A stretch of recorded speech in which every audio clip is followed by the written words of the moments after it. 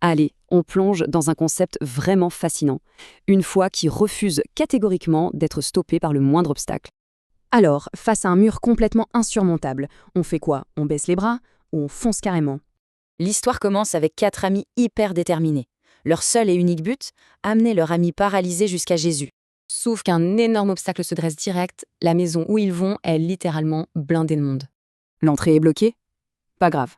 Au lieu de lâcher l'affaire, leur plan d'action devient de casser le toit. Et cet acte physique complètement fou est récompensé. Jésus répond à cette audace en offrant pardon et guérison. Voilà la vraie définition.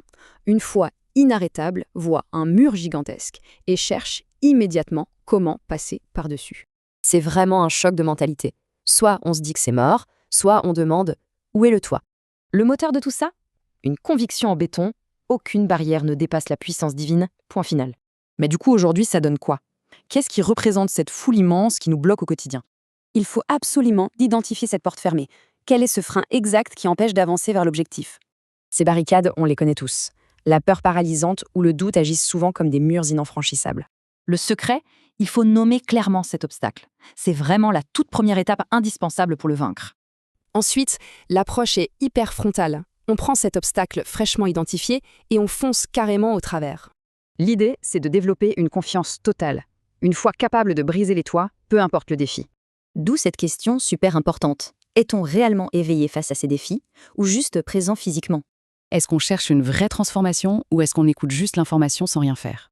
Sans ce feu intérieur et cette volonté d'agir, toute croyance finit très vite en simple routine vide. Ce qu'il faut retenir, c'est que l'action prime. Mieux vaut obéir imparfaitement que chercher une perfection paralysante. Le but ultime, s'équiper de ces vérités pour se mettre en mouvement constant et impacter les autres. Pour conclure ce décryptage, gardons ça en tête. Quel est ce fameux toit qu'il faut absolument briser aujourd'hui?